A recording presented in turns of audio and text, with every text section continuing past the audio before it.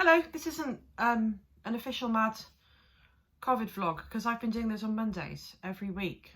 And I have a bit of a thing about routines and about what's right.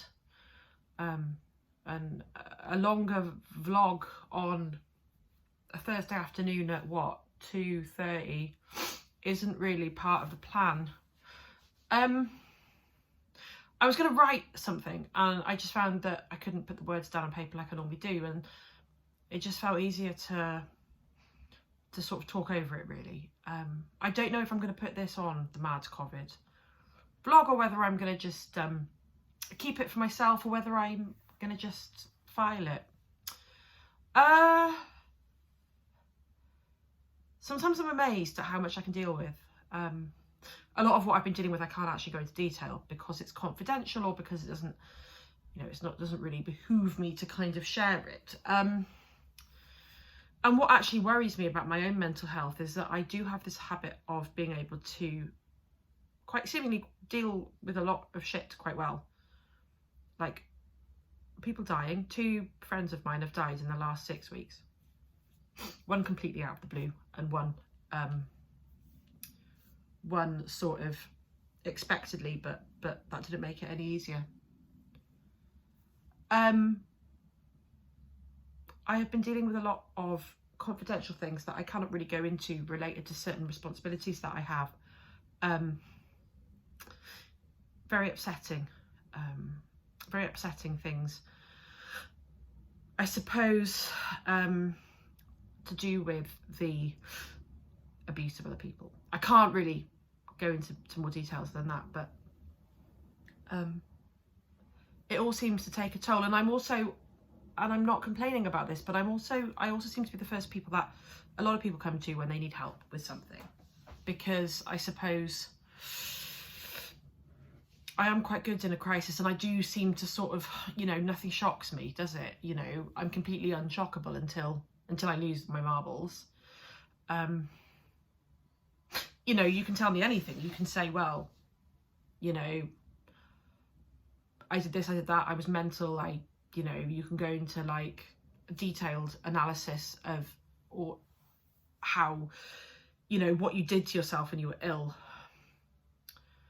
And I'll just say, okay, right, well, let's talk through that. And I don't, it's not that I mind that I'm the first person that people come to, but I don't know how to ask people to ask somebody else. And then I feel bad if I say no, and that I can't help someone and that I need time to myself. I suppose what I'm getting at is that I'm trying so hard every day to stay sane, like so hard. And I suppose I don't give myself enough credit for how much work I do on that. I think lockdown has made my life a lot more normal in a lot of ways. So I'm at home with Simon a lot. I'm cooking properly again, thinking about small things. Like yesterday I went for pizza with my friend. We sat outside and got a pizza from this takeaway place and just sat and ate it. And it was just incredible. It's like learning how to appreciate small things again, And I am eating in a way that is not as disordered as I was eating in Manchester. So I'm not binge eating. So I'm a bit less tubby than I was. I know we're not supposed to sort of congratulate ourselves on losing weight, but don't forget that I had a cholesterol problem and that,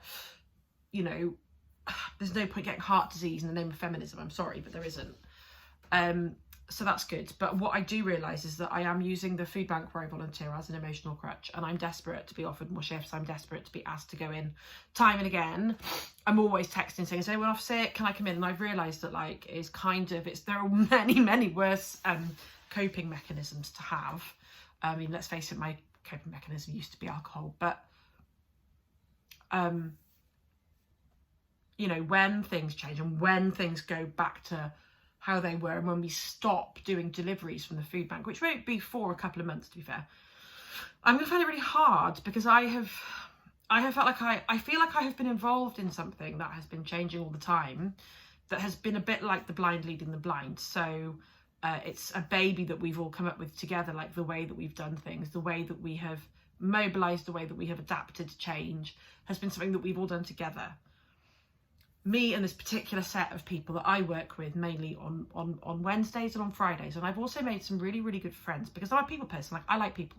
I like talking to people. I like hearing their stories. I like, I don't know, that's just who I am.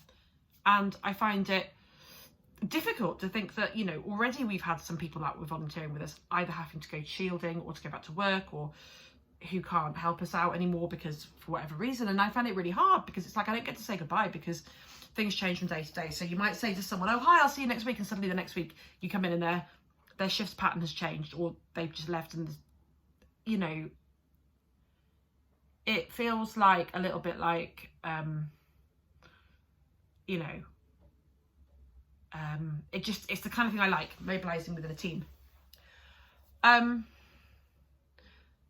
And, you know, my own relationship with food is really complicated. All of my routines are based on food. So I always wondered about this autism diagnosis and whether I was autistic. And the idea of being diagnosed with autism really scares me because it's not very feminine, is it? And toxic femininity is like, you know, a problem for me. Women aren't supposed to be certain ways.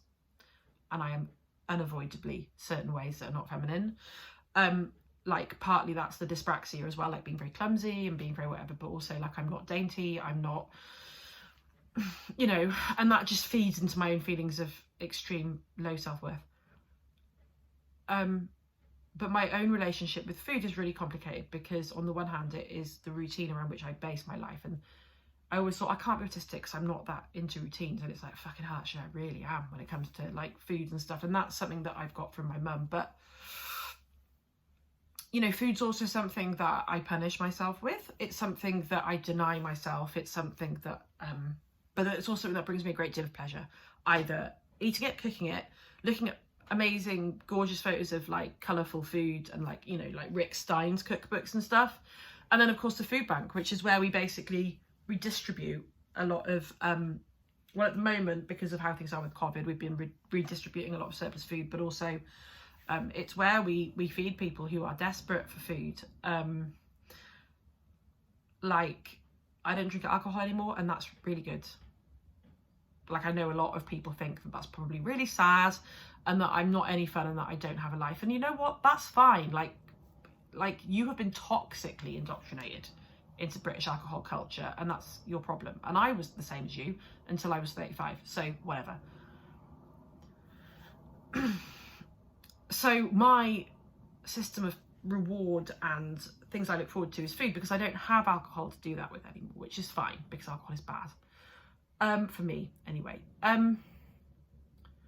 So on the one hand, I have this very strict relationship with food, which I would say has saved me from an eating disorder. Like, my adherence to structured eating, breakfast, lunch, dinner, has saved me from a severe eating disorder, I would say, because I have verged on them so many times. And I think luckily I don't have the ability to leave my routine behind. What I did when I was very ill was just eat very little. When I was, you know, the year of Weight Watchers. And when I'm very ill, like with mentals, I don't eat at all. But that's, you know, that's not a normal time. So I had all these thoughts and I couldn't put them on paper, and I needed to get them out because I think there is so much going on and everything is very big and I'm being entrusted with a lot of things, and that's great. But at the same time, there's only so much one person can take. And I just would like to be able to say, to find a way to say to people, almost preemptively actually, can you speak to someone else this week? Because I can't cope with being the first person that everybody comes to for advice. It's